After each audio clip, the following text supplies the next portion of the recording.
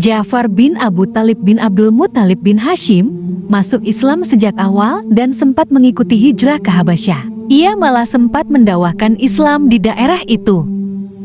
Dalam Perang Mu'tah, ia diserahi tugas menjadi pejuang bendera Islam. Setelah tangan kanannya terpotong, dia memegang bendera dengan tangan kiri. Namun tangan kirinya juga terpotong, sehingga dia memegang bendera itu dengan dadanya. Akhirnya, ia mati syahid dengan tubuh penuh luka dan sayatan pedang. Di kalangan Bani Abdi Manaf ada 5 orang yang sangat mirip dengan Rasulullah Shallallahu Alaihi Wasallam, sehingga seringkali orang salah menerka. Mereka itu adalah Abu Sufyan bin Harits bin Abdul Muthalib, sepupu sekaligus saudara sesusuan beliau. Qutsam ibnul Abbas bin Abdul Muthalib, sepupu Nabi. Saib bin Ubaid bin Abdi Yazin bin Hashim. Ja'far bin Abu Thalib, saudara Ali bin Abu Thalib, dan Hasan bin Ali bin Abu Thalib, cucu Rasulullah Shallallahu Alaihi Wasallam. Dan Ja'far bin Abu Thalib adalah orang yang paling mirip dengan Nabi Shallallahu Alaihi Wasallam di antara mereka berlima. Ja'far dan istrinya, Asma bin Umais, bergabung dalam barisan kaum muslimin sejak awal. Keduanya menyatakan Islam di hadapan Abu Bakar As-Siddiq sebelum Rasulullah Shallallahu Alaihi Wasallam masuk ke rumah Al-Arkam. Pasangan suami istri Bani Hashim yang muda belia ini tidak luput pula dari penyiksaan kaum kafir Quraisy, sebagaimana yang diderita kaum muslimin yang pertama-tama masuk Islam. Namun mereka bersabar menerima segala cobaan yang menimpa. Namun, yang merisaukan mereka berdua adalah kaum Quraisy membatasi geraknya untuk menegakkan syiar Islam dan melarangnya untuk merasakan kelezatan ibadah. Maka, Ja'far bin Abu Thalib beserta istrinya memohon izin kepada Rasulullah untuk hijrah ke Habasyah bersama-sama dengan para sahabat lainnya. Rasulullah Shallallahu Alaihi Wasallam pun mengizinkan. Ja'far pun menjadi pemimpin kaum muslimin yang berangkat ke Habasyah. Mereka merasa lega bahwa Raja Habasyah Najasyi adalah orang yang adil dan saleh.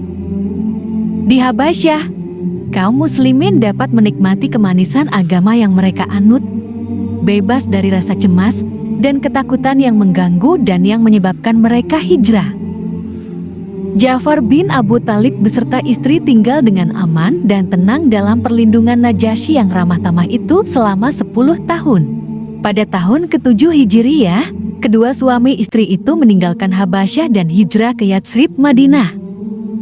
Kebetulan Rasulullah Shallallahu Alaihi Wasallam baru saja pulang dari Khaybar. Beliau sangat gembira bertemu dengan Ja'far sehingga karena kegembiraannya beliau berkata, "Aku tidak tahu mana yang menyebabkan aku gembira.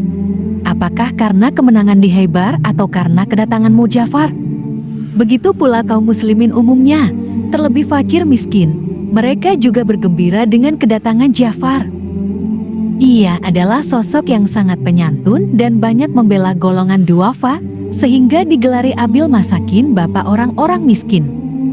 Abu Hurairah bercerita tentang Ja'far, orang yang paling baik kepada kami golongan orang-orang miskin ialah Ja'far bin Abu Thalib. Dia sering mengajak kami makan di rumahnya, lalu kami makan apa yang ada. Bila makanannya sudah habis, diberikannya kepada kami pancinya, lalu kami habiskan sampai dengan kerak-keraknya. Belum begitu lama Ja'far tinggal di Madinah, pada awal tahun ke-8 Hijriyah, Rasulullah Shallallahu Alaihi Wasallam menyiapkan pasukan tentara untuk memerangi tentara Romawi di Mu'tah.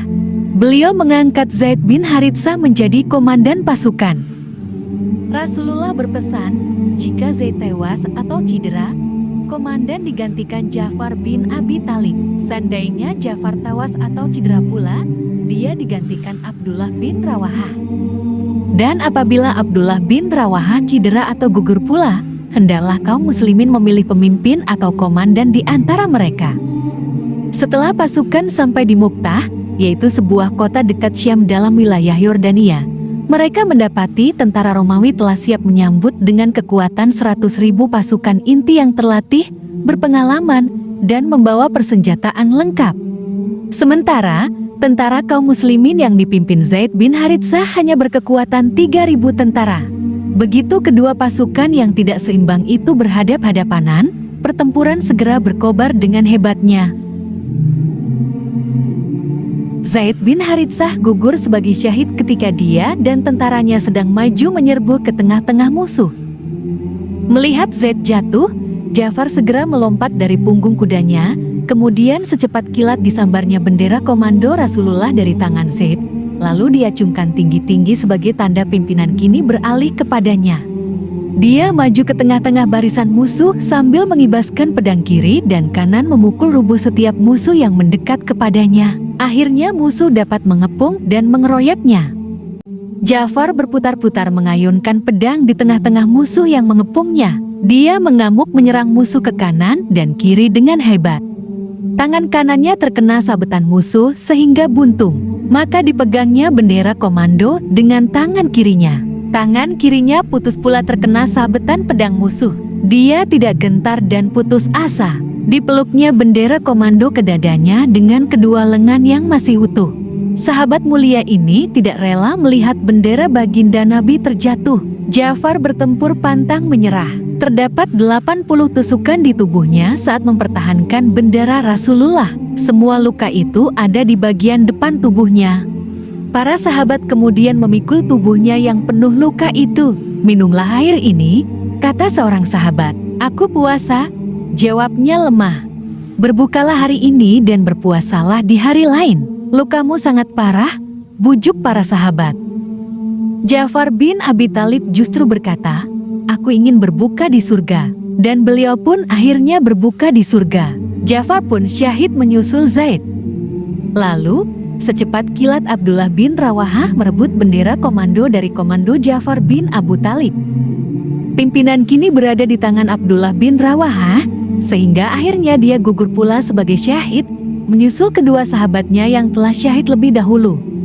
Rasulullah Shallallahu Alaihi Wasallam sangat sedih mendapat berita ketiga panglimanya gugur di medan tempur.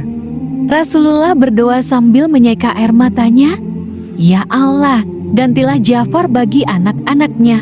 Ya Allah, gantilah Ja'far bagi istrinya." Kemudian beliau bersabda, "Aku melihat, sungguh Ja'far berada di surga. Dia mempunyai 2 sayap berlumuran darah dan bertanda di kakinya." Ja'far bin Abi Thalib datang mengunjungiku bersama jutaan malaikat. Allah mengganti kedua tangannya dengan 2 sayap. Ia dapat terbang kemanapun ia suka di surga, kata Nabi.